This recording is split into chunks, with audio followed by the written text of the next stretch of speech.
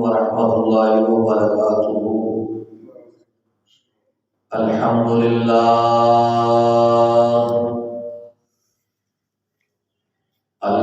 للہ نحمده ونستعینه ونستغفره ونؤمن به ونتوکل علیہ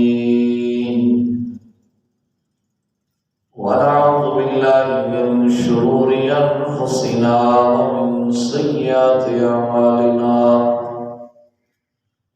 من يهده الله فلا مضل له ومن يضلله فلا هادي له ونشهد أن لا إله إلا الله وحده لا شريك له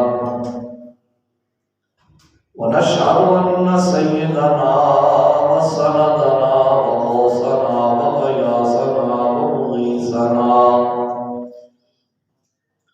عيننا وعياننا ومعيننا وحبيبنا وحبيب ربنا وطبيبنا وطبيب قلوبنا ومقصودنا وموجودنا ومطلوبنا ومرغوبنا ومصحوبنا ومحبوبنا ومعشوقنا أعلانا ومولانا ومأوانا وملجأنا ومولانا محمدا عبده ورسوله صلى الله تعالى على حبيبه محمد وآله وأصحابه وأهل بيته أجمعين أما بعد فأعوذ بالله السميع العليم من الشيطان اللعين الرجيم بسم الله الرحمن الرحيم ألا إن أولياء الله لا خوف عليهم ولا هم يحزنون الذين آمنوا وكانوا يتقون لهم البشرى في الحياة الدنيا وفي الآخرة لا تبديل لكلمات الله ذلك هو الفوز العظيم صدق الله مولانا العظيم وبلغنا رسوله النبي الكريم الرؤوف الرحيم الصلاة والسلام عليك يا سيدي يا رسول الله الصلاة والسلام عليك يا سيدي يا حبيب الله الصلاة والسلام عليك يا سيدي يا رحمة للعالمين وعلى آلك وأصحابك يا سيدي يا خاتم النبيين اللہ جل بیتہ کی بے حد حمد و ثنا اللہ کے پیارے حبیب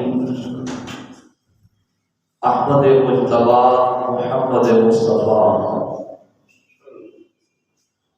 صلی اللہ علیہ وآلہ وبارک وسلم کی ذات بابرکات پر ہدیہ درود و سلام پیش کرنے کے بعد اللہ کریم کا کروڑ شکر ہے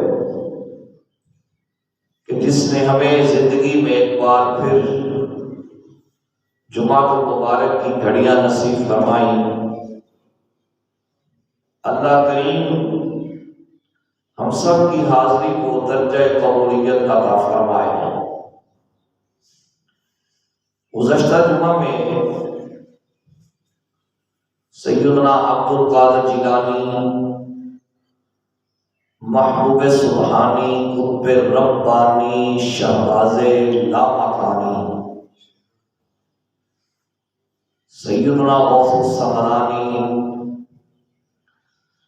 رضی اللہ تعالی عنہ المعروف 11ویں والی سرکار آپ کی والدین کی سیرت طیبہ پر گفتگو کرنے کی کوشش کی تھی اور آپ کی ولادت با سعادت اور آپ کا تعلیمی میدان میں آغاز سفر یہاں تک گفتگو ہوئی تھی۔ آج ہم آپ کی سیرت کے پہلو، کچھ آپ کی کرامات، آپ کے فضائل، مناقب جاننے کی کوشش کریں گے۔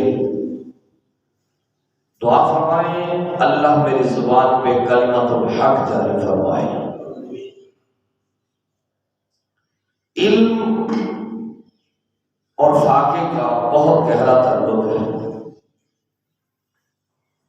جہاں پہ جتنی سہولیات زیادہ ہوں گی، آسائشیں زیادہ ہوں گی،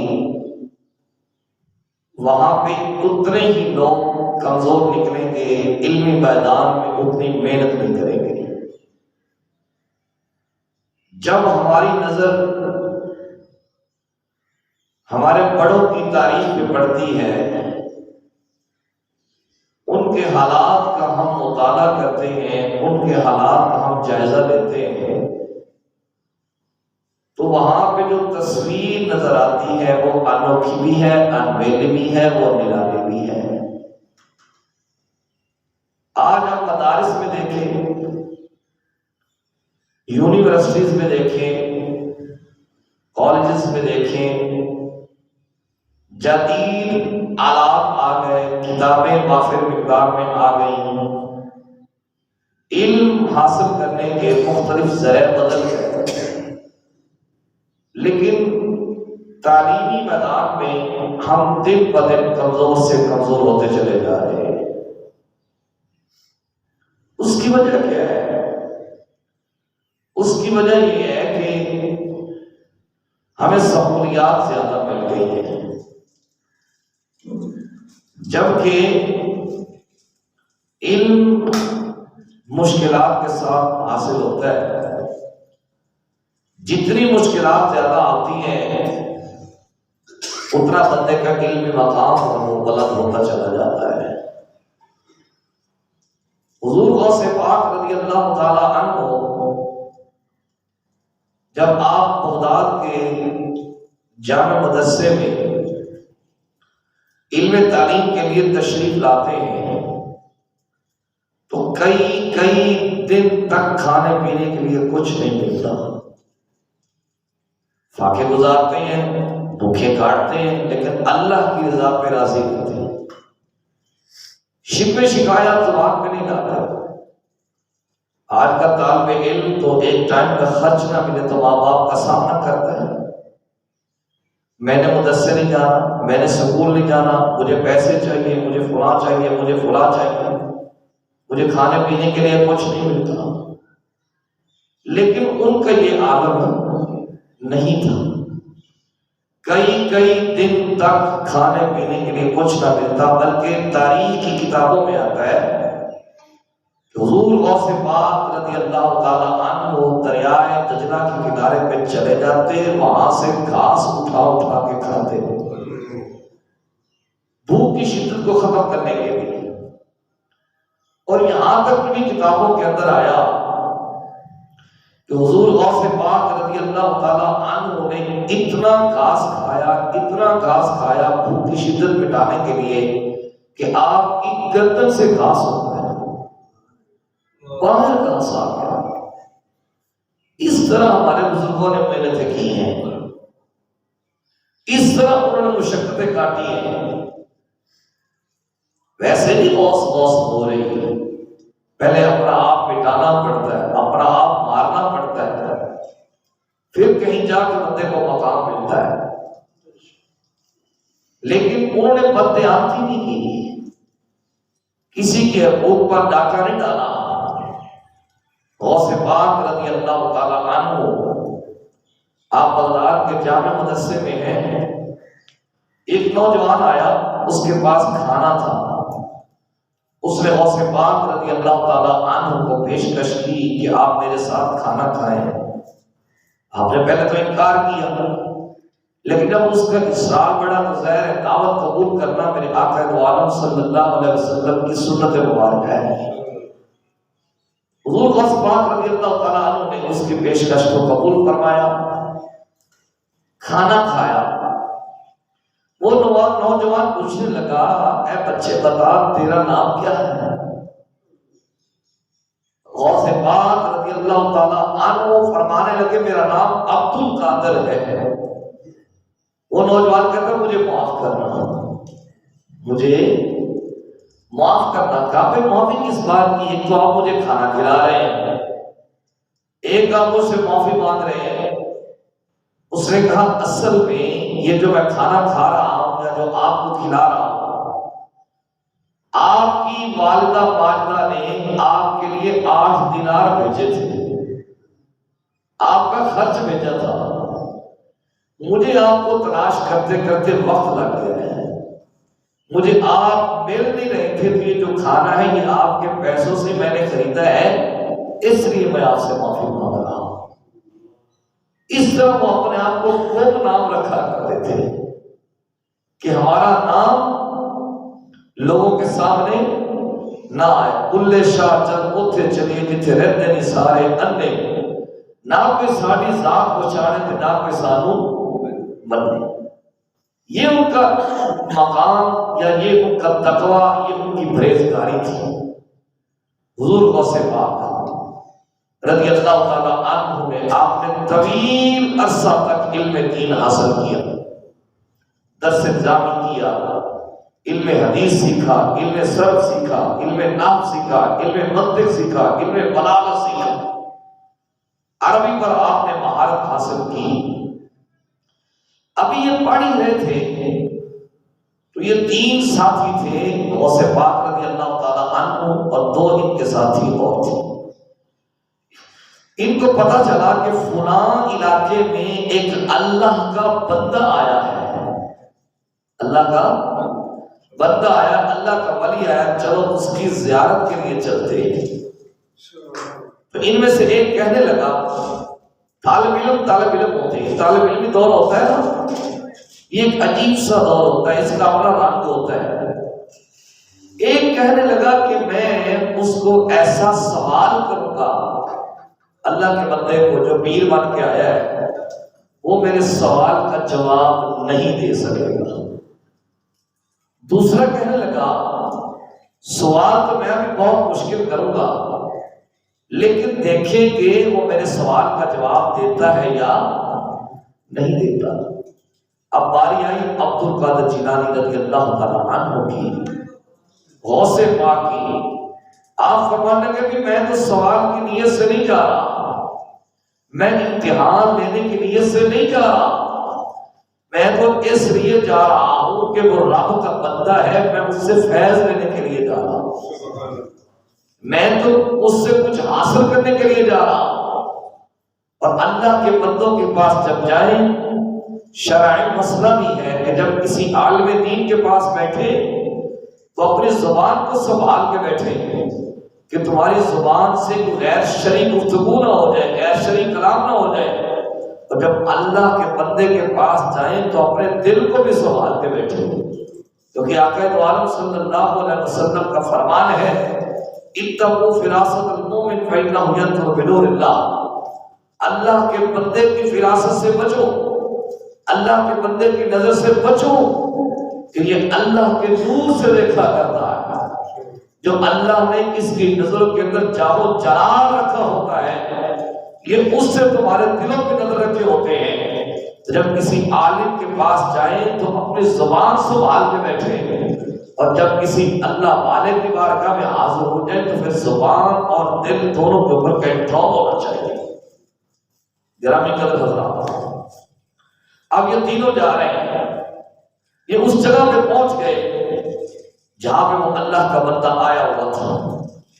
تو اچانک انہوں نے کیا دیکھا کہ وہ اللہ کا بندہ غائب ہو گیا، اپنی جگہ سے غائب ہو جانے کے بعد کچھ دیر کے بعد وہ ظاہر ہوئے.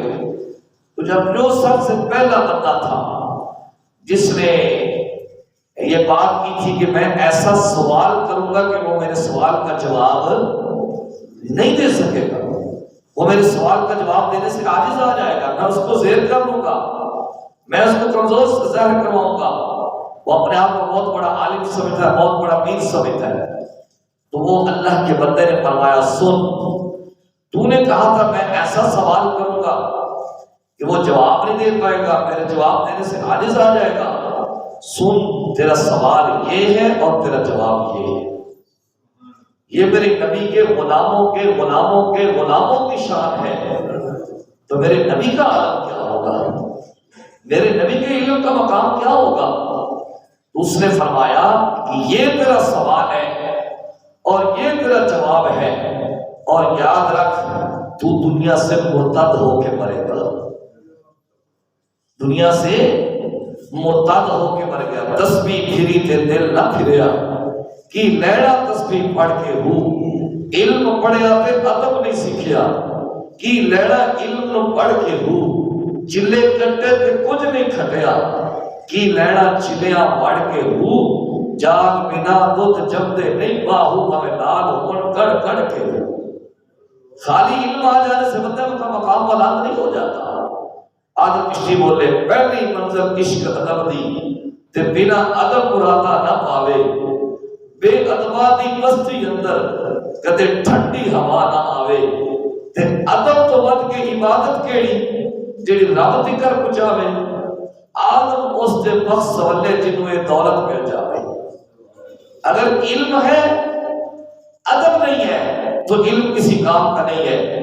بندے کے پاس علم ایک پاؤ ہے لیکن ادب اس کے پاس ایک سیر ہے تو بلے بلے. لیکن اگر علم کا ایک سیر ہے تو ادب کا ایک پاؤں بھی نہیں ہے. ادب پہلا کرینہ ہے محبت کے کرینوں سے. جب تک میرے اور آپ کے اندر ادب نہیں آئے گا، جب تک میرے اور آپ کے اندر ادب کی دولت نہیں آئے گی تو میرا علم بھی کسی کام کا نہیں ہے، میری نمازیں بھی کسی کام کی نہیں ہے، میرے نوافل بھی کسی کام کے نہیں ہے، میری تہجد بھی کسی کام کی نہیں ہے، میرا نماز و نصیحت کرنا بھی کسی کام کا نہیں ہے. ادب پہلی سیڑھی ہے. جب تک ہم ادب کی سیڑھی کے اوپر قدم نہیں رکھیں گے تب تک ہم کسی بھی مقام کے اوپر نہیں پہنچ سکے. اس لیے ادب ضروری ہے. تو اس نے کہا تیرا یہ سوال ہے اور تیرا یہ جواب ہے، اور تو دنیا سے مرتد ہو کے مرے گا، بے ایمان ہو کے مرے گا. جب میرے نبی کے غلاموں کے غلاموں کے غلاموں کے غلام یہ خبر دے رہے ہیں کہ تیرا علم سلامت نہیں، تیرا ایمان سلامت نہیں رہے گا، تو دنیا سے بے ایمان ہو کے مرے گا، تو مجھے بتایا میرے نبی کے علم کا مقام کیا ہوگا.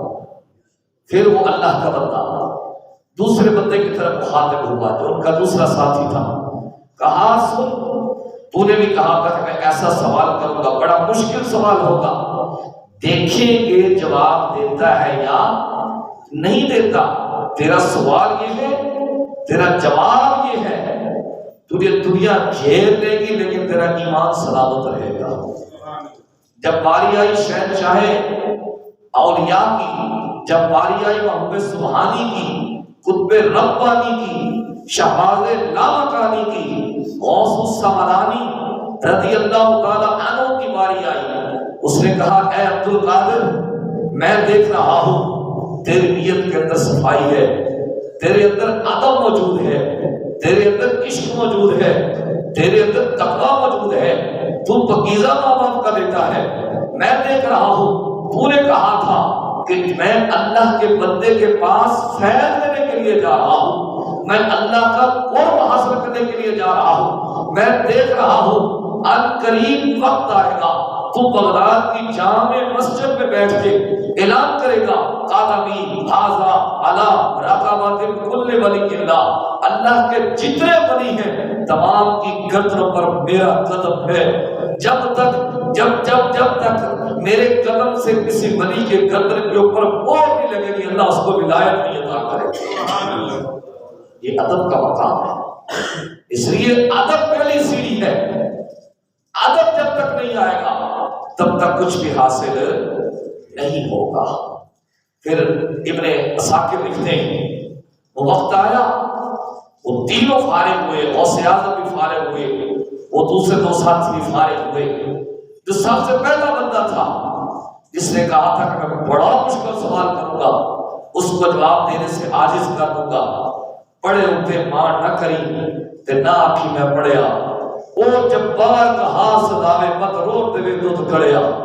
اس لیے اس کے بڑے رنگ ہیں، ڈرنا چاہیے، ہر وقت اس کی بارگاہ میں توبہ کرتے رہنی چاہیے، علم کا تکبر نہیں آنا چاہیے، تہجد کا تکبر نہیں آنا چاہیے، دین کی تبلیغ کا تکبر نہیں آنا چاہیے، قرآن کی تعلیم کا تکبر نہیں آنا چاہیے۔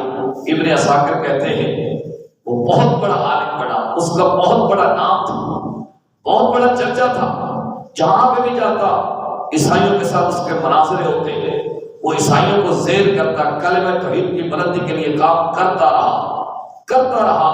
اس کو ایک عیسائی کے ہاں مناظرے کے لیے بھیجا گیا، اس نے مناظرہ کیا، مناظرہ کرنے کے بعد رات ٹھہرایا گیا، رات اس کی خدمت میں عیسائی کی لڑکی پیش کی گئی جو ساری رات اس کی خدمت کرتی رہی، اس کو دباتی رہی، اس کی خدمت میں رہی۔ جب صبح اٹھا اس نے کہا کہ اپنی بیٹی کا نکاح میرے ساتھ کر دو۔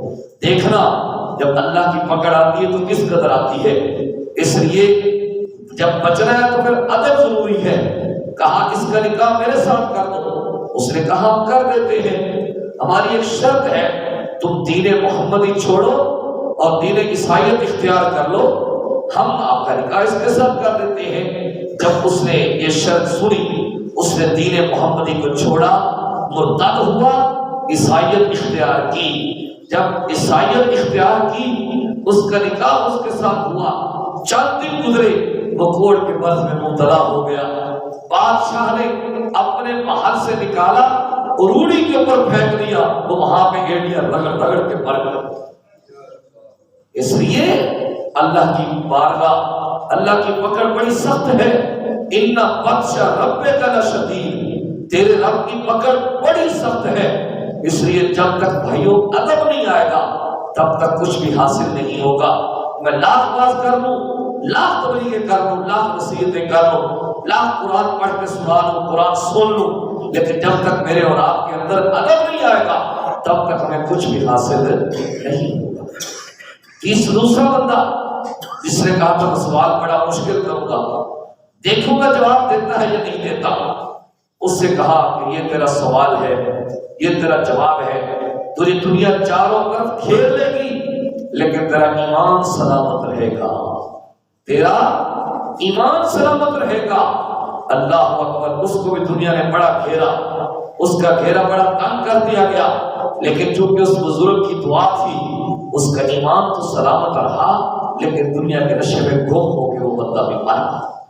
اب باری آتی ہے غوث اعظم رضی اللہ تعالیٰ عنہ کی، یہ جب فارغ ہوئے تھے علم دین حاصل کیا تھا تو یہ تقریر نہیں کرتے تھے، غوث اعظم رضی اللہ تعالیٰ عنہ تقریر نہیں کرتے تھے، جبکہ یہ علمی بیان کا بہت بڑا حصہ ہے واز کرنا۔ جب اللہ کے بندے واز کرتے ہیں پھر ان کے واز کے اندر اپنا ہی اثر ہوتا ہے۔ میرا واز کرنا اور ہے، کسی عام مولوی کا واز کرنا اور ہے، لیکن ایسا بندہ جس کی ڈائریکٹ رب کے ساتھ نو لگ گئی ہو، جس کی صبح اللہ کے نام پہ بسر ہوتی ہو، جس کی شامیں اللہ کے نام پہ بسر ہوتی ہو، جس کی جلوتیں اللہ کے نام پہ بسر ہوتی ہو، جس کی خلوتیں اللہ کے نام پہ بسر ہوتی ہو، جس کی تنہائیاں یکتائیاں، جس کی ساری گھڑیاں اپنے مالک کے نام پہ بسر ہوتی ہو، اس کا واز کرنا اور ہوتا ہے۔ تقریر نہیں کرتے تھے۔ ان سے پہلے ایک بات سنے، حضرت داتا گنج بخش علی حجویری رضی اللہ تعالیٰ عنہ، حضرت شیخ جنید بغدادی رضی اللہ تعالیٰ عنہ کے حوالے سے ایک بات نقل کرتے ہیں کاشف المحجوب کے اندر۔ جنید بغدادی تو وہ ہے جو غوث اعظم کی بھی پیر ہے، اتنا بڑا مقام، یہ اپنے ماموں کے مرید تھے جن کا نام ہے حضرت سری سکتی رحمۃ اللہ تعالیٰ علیہ، پیر بھی ہیں اور ماموں بھی ہیں۔ انہوں نے کہا بیٹا جنید تم تقریر کیا کرو۔ کہا جی میں بہت بد کردار آدمی ہوں، بہت برا آدمی ہوں، اور یاد رکھیں آپ کو بتاؤ جنید بغدادی کو مقام کیسے ملا۔ بات یاد آ گئی، جنید بغدادی ایک بہت بڑے بادشاہ کے پہلوان تھے، کشتی کیا کرتے تھے۔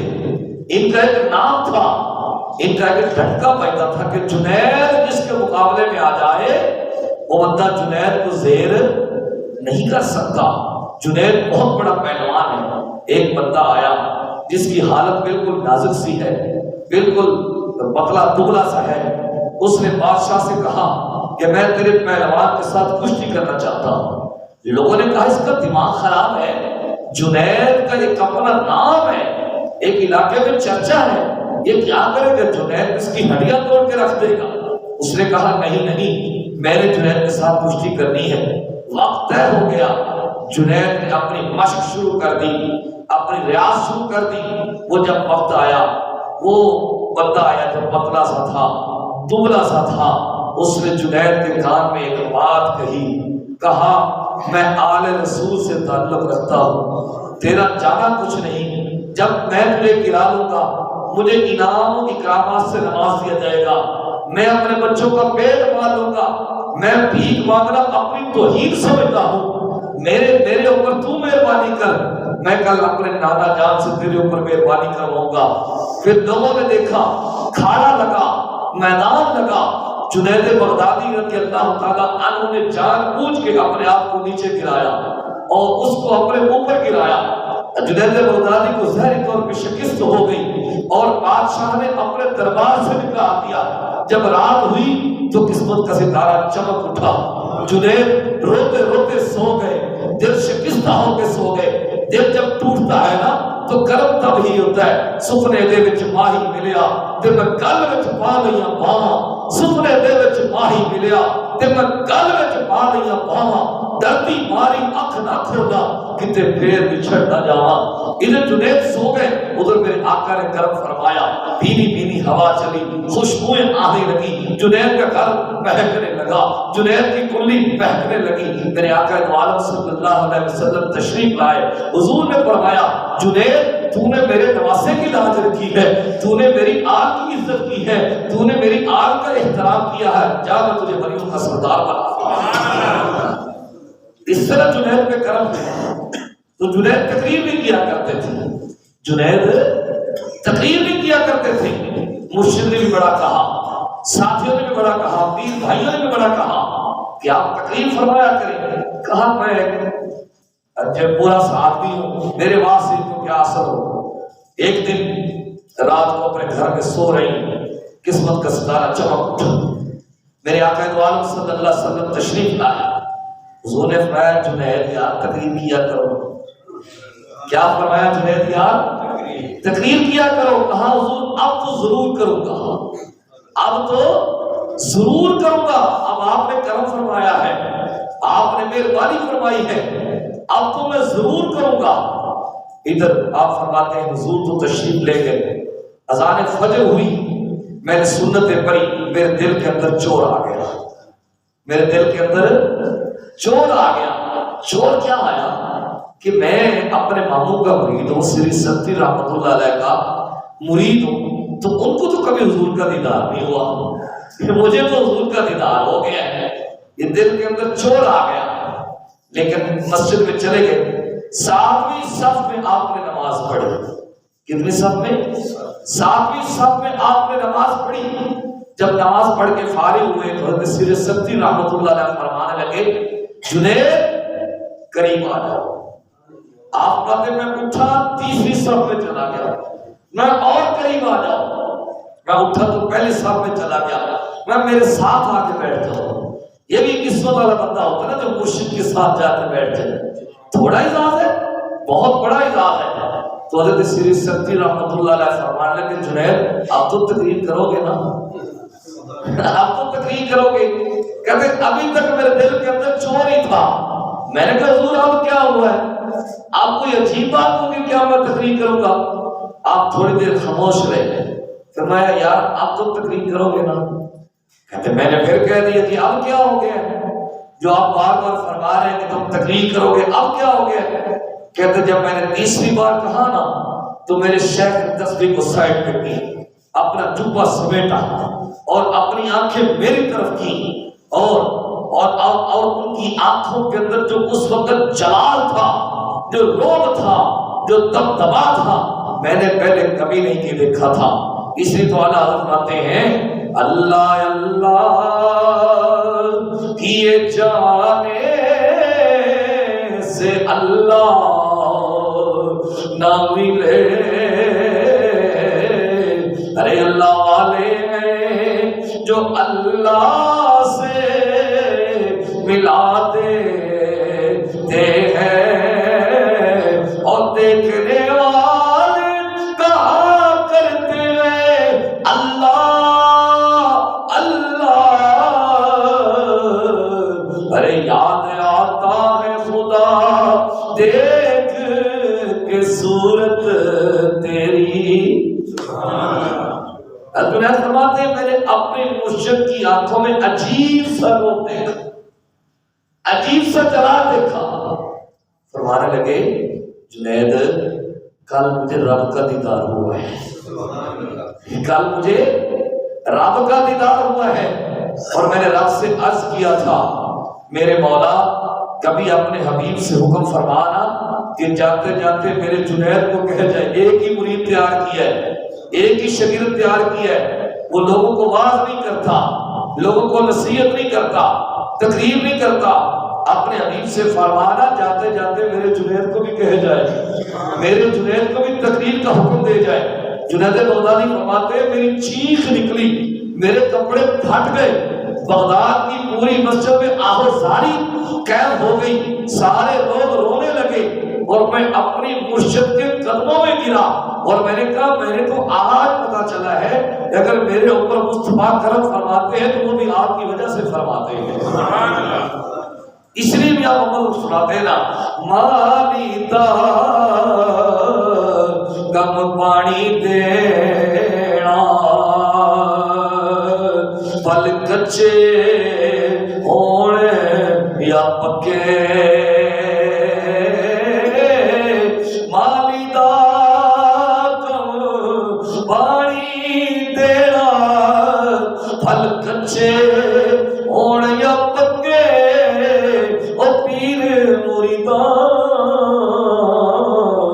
سر دے رہندے مرید جھوٹے ہونے یا سچے، او پیر مریداں دے سر دے رہندے مرید جھوٹے ہونے یا سچے۔ تو غوث اعظم رضی اللہ عنہ تقریر نہیں فرمایا کرتے تھے، یہاں سے بات چل رہی تھی، تو ایک دن سوئے ہوئے تھے تو نبی پاک صلی اللہ علیہ وسلم تشریف لائے، حضور نے فرمایا عبد القادر بیٹا بات نہیں کرتے، عرض کیا یا رسول اللہ صلی اللہ علیہ وسلم میں عجمی ہوں، یہ عربی ہیں، یہ فصیح اللسان ہیں، یہ بڑے بلیغ لوگ ہیں، ان کا تکلم بڑا اعلیٰ ہے، ان کی زبان بڑی اعلیٰ ہے، حضور میں عجمی ہوں، میں ان کو بات کروں بھی تو ان کو صبر کیسے آئے گا؟ تو آقا عالم صلی اللہ علیہ وسلم نے فرمایا اپنا منہ کھولو۔ کیا فرمایا؟ اپنا منہ کھولو۔ شہنشاہ اولیاء غوث اعظم رضی اللہ تعالی عنہ نے اپنا منہ کھولا، آقا عالم صلی اللہ علیہ وسلم نے اپنا لعاب 7 بار عبد القادر کے منہ میں ڈالا۔ کتنی بار؟ 7 بار ڈالا۔ ایک رات گزر گئی، دوسری رات شہنشاہ اولیاء داماد مصطفیٰ خلیفہ چہارم حضور سیدنا علی المرتضیٰ شیر خدا رضی اللہ تعالی عنہ تشریف لے کے آ گئے۔ میرا بیٹا عبد القادر تو میرا بھی تو بیٹا ہے نا، اگر حضور کا بیٹا ہے تو میرا بھی بیٹا ہے، بیٹا تو واز کیوں نہیں کرتا؟ آپ نے وہی جواب عرض کیا حضور میں عجمی ہوں، یہ عربی اللسان ہے، فصیح اللسان ہے، ان کی زبان بہت اعلیٰ ہے، یہ گفتگو بڑی اعلیٰ کرتے ہیں، میں ان کو بات کیسے کروں؟ میں منہ کھولو نا۔ حضرت عبد القادر جیلانی محمود سبحانی حضور سیدنا غوث الثمرانی رضی اللہ تعالی عنہ نے منہ کھولا تو شہنشاہ اولیاء حضرت سیدنا علی المرتضیٰ شیر خدا رضی اللہ تعالیٰ عنہ نے 6 بار غوث اعظم کو میں اپنا دعا ڈالا. کتنی بار؟ 6 بار ڈالا. حضرت عبد القادر جیلانی رضی اللہ تعالیٰ عنہ، اللہ آپ کے درجات میں مزید بلندیاں فرمائے اور آپ کے روحانی فیض میں مزید قوت عطا فرمائے. جو مسئلہ آج چل رہا تھا آپ نے اسی وقت ہی حل فرما دیا.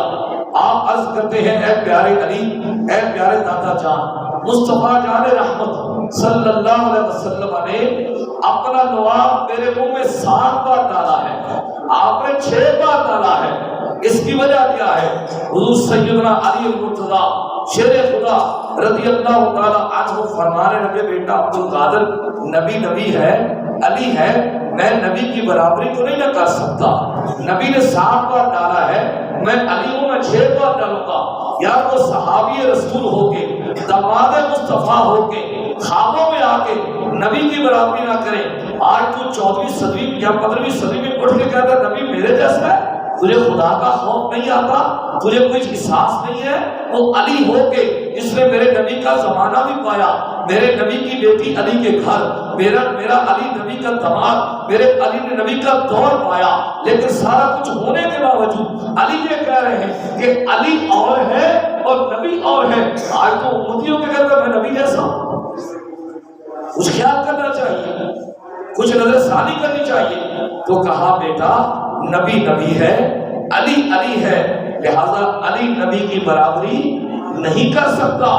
نبی پاک صلی اللہ علیہ وسلم نے 7 بار تیرے منہ میں لعاب ڈالا ہے تو میں 6 بار تو ڈال سکتا ہوں، 5 بار تو ڈال سکتا ہوں، لیکن 7 بار میں ڈال نہیں سکتا. اس کے بعد حضور سیدنا غوث السمدانی رضی اللہ تعالیٰ عنہ نے چھوٹی سی مسجد میں تقریر شروع فرمائی. چھوٹی سی مسجد میں تقریر شروع فرمائی. فرماتے مسجد تنگ پڑ گئی، مسجد کو بڑھا دیا گیا، پھر وہ بھی تنگ پڑ گئی، پھر مسجد تبدیل کر دی گئی، پھر وہ بھی تنگ پڑ گئی. پھر بغداد کے عیدگاہ میں آپ کا خطبہ ہونے لگا.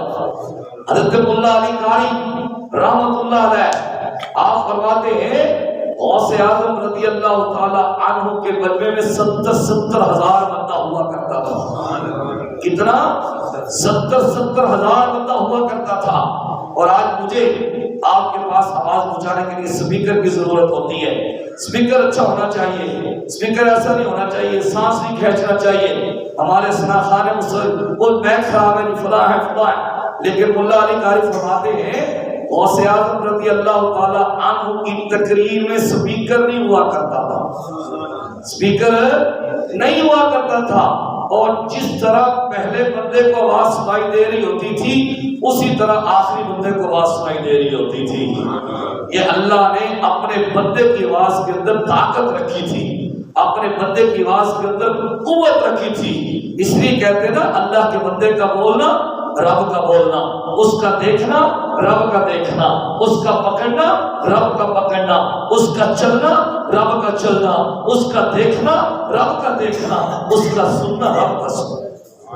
غوث اعظم رضی اللہ تعالی عنہ آپ اپنے شاگردوں کو سبق پڑھا رہے ہیں، واعظ کر رہے ہیں.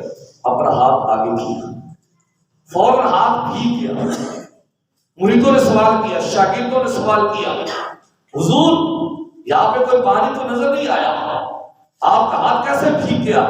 نہ چپ کرو، تم سبق پڑھو، تمہیں کیا لگے اس چیز سے؟ تھوڑی دیر گزری، ایک قافلہ آیا.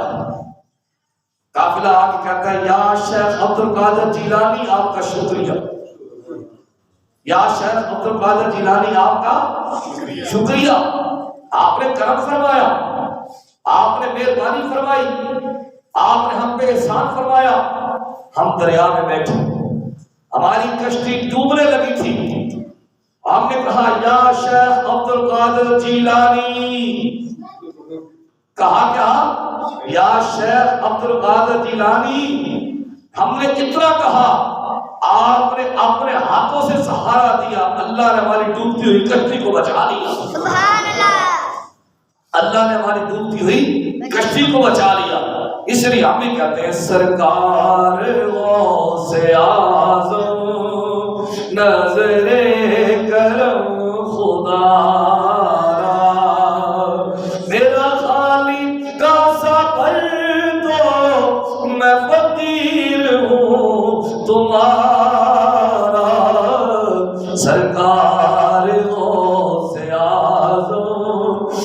نظر کرم خدا. کتنا بڑا مقام ہے، کتنی بڑی شان ہے. لیکن یاد رکھیں شیطان انسان کا کھلا دشمن ہے. اللہ نے انسان کی حفاظت کے لیے ایک فرشتہ پیدا کیا ہوا ہے جو شیطان سے بندے کو بچاتا ہے.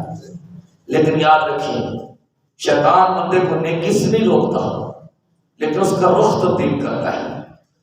ایک بندہ تہجد کے وقت اٹھتا ہے، نفل ادا کرتا ہے، تسبیح و تحلیل کرتا ہے، اللہ کی یاد میں آنسو بہاتا ہے، جو لذت، جو سرور، جو کیفیت اس کو ملتی ہے وہ کسی اور چیز میں ملے گی؟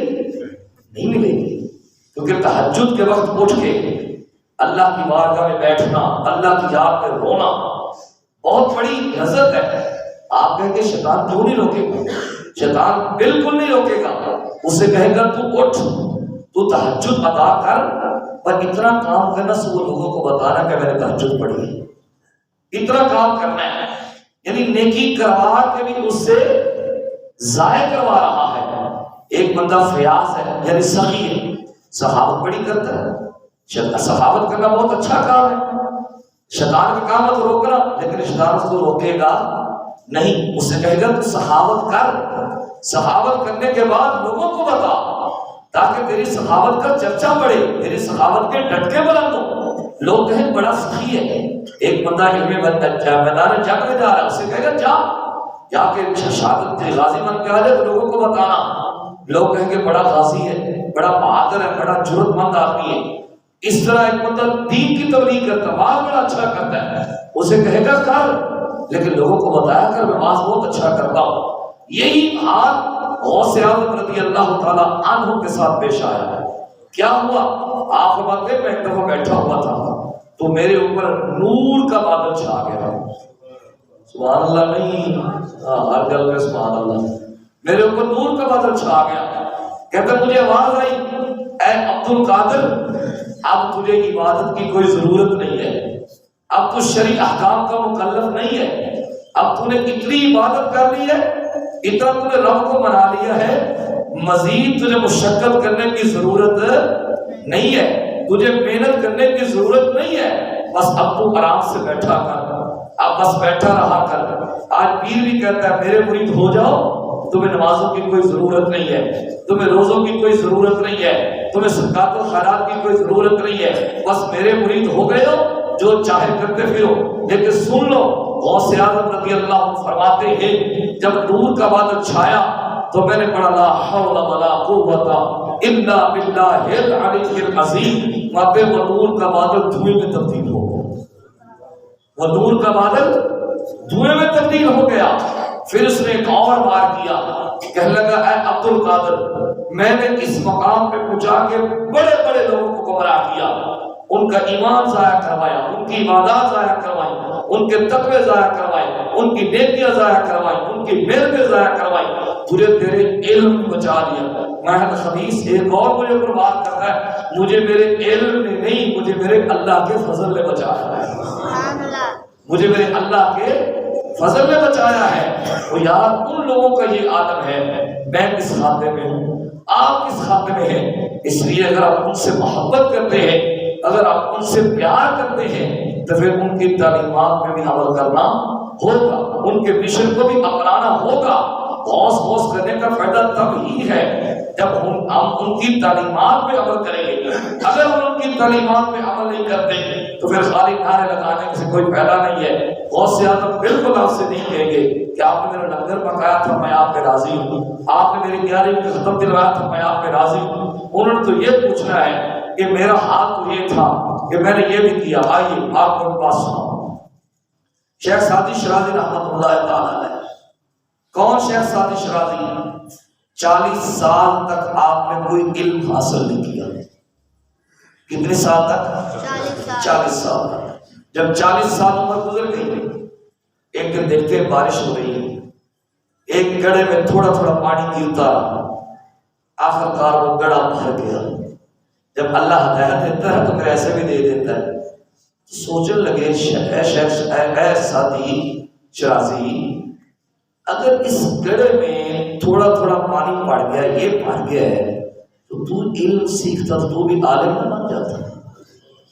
آج ہم کہتے ہیں میری عمر اتنی ہو گئی ہے، میری عمر 30 سال ہو گئی، میری عمر 35 سال ہو گئی ہے، میں علم ایسے کیسے حاصل کروں؟ بس اللہ نے پھر راہ راست پہ چلا دیا، پھر آپ نے علم حاصل کیا۔ جب آپ کی عمر 41 سال ہوئی نا تو لوگوں نے کہا آپ کی کتنی عمر ہے؟ کہتے ہیں 1 سال عمر ہے۔ کتنی عمر ہے؟ 1 سال۔ کہا جی وہ کیسے؟ میں 60 سال عمر عزیزت گزشت، مزاجے تو از حال طفلی نگشت۔ تو 40 سال تم نے پیاری عمر گزار دی، ابھی تک تو بچپنے سے باہر ہی نہیں آیا۔ وہاں پہ میں تو عمر ہی وہ شمار کرتا ہوں جو علم سیکھنے میں میری گزری ہے، میں باقی کو اپنی عمر سے سمجھتا ہی نہیں۔ یہ ان لوگوں کا حال ہے، یہ ان لوگوں کا کمال ہے اور ان کا تقوی ہے۔ پھر کرم کیسے ہوتا ہے؟ لکھتے ہیں بلغ العلا بکمالہ کشفت الدجا بجمالہ حسنت جمیع خصالہ۔ چوتھا مصرع ذہن میں نہیں آتا، لکھتے لکھتے سو گئے، حضور نے کرم فرمایا۔ حضور نے اپنا شادی کیا لکھا ہے؟ حضور نے کیا بلغ العلا بکمالہ کشفت الدجا بجمالہ حسنت جمیع خصالہ صلو حسنت جمیع خصالہ۔ حضور اتنا لکھا ہے، آگے ذہن میں نہیں آ رہا۔ میں یہ کیوں نہیں کہہ دیتا صلو علیہ وآلہ صلو علیہ وآلہ؟ پھر اس طرح کرم ہوتا ہے۔ شیخ سعدی شیرازی رحمۃ اللہ علیہ شہنشاہ بغداد کی بات نقل کرتے ہیں، مطلب میں نے عجیب رنگ دیکھا، اللہ نے مجھے توفیق دی، میں حرم کعبہ میں حاضر ہوا، اللہ ہم سب کو حاضری عطا فرمائے۔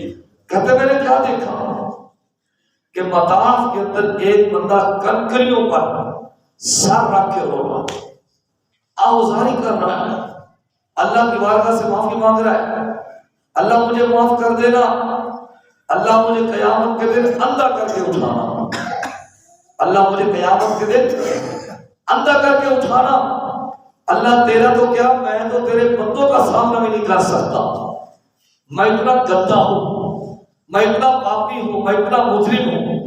حضرت شیخ سعدی شیرازی رحمۃ اللہ علیہ فرماتے ہیں اس کی باتیں سن کے لوگوں کو اپنی دعائیں بھول گئی، لوگوں کو اپنی دعائیں بھول گئی۔ لوگ کہنے لگے اللہ اس کو معاف کر دے، اللہ اس کو معاف کر دے۔ آپ کہتے ایک بندے نے تو اپنی دعائیں چھوڑ کے توجہ ہی اس طرف کر دی اور اسے کہنے لگے یار رب بڑا کریم ہے، رب بڑا رحیم ہے، جس نے تجھے اپنے گھر میں بلا رہی ہے وہ تجھے معاف بھی کر دے گا، اس لیے تجھے گھبرانے کی ضرورت نہیں ہے، نہ اتنا رو، نہ اتنا غم کھا، نہ اتنا پریشان ہو۔ لیکن شیخ سعدی شیرازی رحمۃ اللہ علیہ فرماتے ہیں کہ وہ بندہ ہے کہ روئے جا رہا ہے، وہ بندہ ہے کہ روئے جا رہا ہے۔ جب کافی وقت بیت گیا، کافی ٹائم بیت گیا، جب اس نے اپنا چہرہ اٹھایا، کہتے ہم نے جان کے دیکھا تو وہ غوث اعظم کی ذات تھی، وہ غوث اعظم کی ذات تھی، وہ شہنشاہ بغداد کی ذات تھی، وہ شہنشاہ اولیاء کی ذات تھی، غوث اعظم درمیان اولیاء۔ شیخ سعدی شیرازی نے لکھا نا غوث اعظم درمیان اولیاء جو محمد درمیان انبیاء۔ فرماتے ہیں غوث اعظم رضی اللہ تعالی عنہ کا مقام ولیوں کے درمیان ایسے ہے جیسے حضور کا نبیوں کے درمیان ہے۔ اتنی بڑے مقام کی ہستی، اتنے بڑے مقام کی شخصیت، اتنے بڑے شخصیت مقام کے مالک، یا ان کا یہ عالم ہے، اللہ کی بارگاہ میں اس طرح عاجزی ہے، اس طرح ان کا حال ہے، تو میرا کیا حال ہوگا اور آپ کا کیا حال ہوگا؟ اس لیے ان کی تعلیمات سے ہمیں کچھ سیکھنا چاہیے، ہمیں کچھ درس لینا چاہیے۔ خالی نعرے لگا لینے سے، ختم دلوا لینے سے کچھ نہیں ہوتا جب تک ان کی تعلیمات میں ہم عمل نہیں کریں گے۔ غوث اعظم رضی اللہ تعالی عنہ آپ کے کون سی بات چھیڑی جائے، پھر اللہ نے وہ مقام دیا، آپ اپنے گھر میں، آپ اپنے کمرے میں رات کو عبادت کر رہے ہیں، رات کو عبادت کر رہے ہیں، آخری بات رات کو عبادت کر رہے ہیں۔ ایک بندہ آیا چوری کی نیت سے، اس نے کہا میں غوث اعظم کی دستار لے کے چلا جاتا ہوں۔ آپ کی دستار بڑی قیمتی دستار ہوتی تھی، لیکن جیسے ہاتھ بڑھاتا ہے تو آنکھوں کی بینائی سلب ہو جاتی ہے، نبینا ہو جاتا ہے۔ آخرکار وہ صف کے پیچھے چھپ کے بیٹھ گئے، اگر پتہ چل گیا تو مار پڑے گی، ایک اللہ کے ولی آ گئے، کہا عبد القادر فلاں علاقے کا کتب فوت ہو گیا ہے، فلاں علاقے کا کتب فوت ہو گیا ہے تو کتب چاہیے، میں صبح آ جانا۔ کہا اگر صبح تک اس علاقے پہ کوئی تباہی مسلط ہو گئی یا اور کوئی معاملہ ہو گیا تو کیا بنے گا، ہمیں تو ابھی چاہیے، میں بھی چاہیے۔ اس صفوں کے پیچھے بیٹھا جاؤ کتب لے جاؤ، صفوں کے پیچھے بیٹھا ہے کتب لے جاؤ۔ اس کو پکڑا گیا، اس نے کہا جناب میں تو چور ہوں۔ کیا ہوں؟ میں تو چور ہوں، میں آیا تھا تو چور تھا، اب چور نہیں ہے۔ غوث اعظم نے سینے سے لگایا اور کتب بنا دیا۔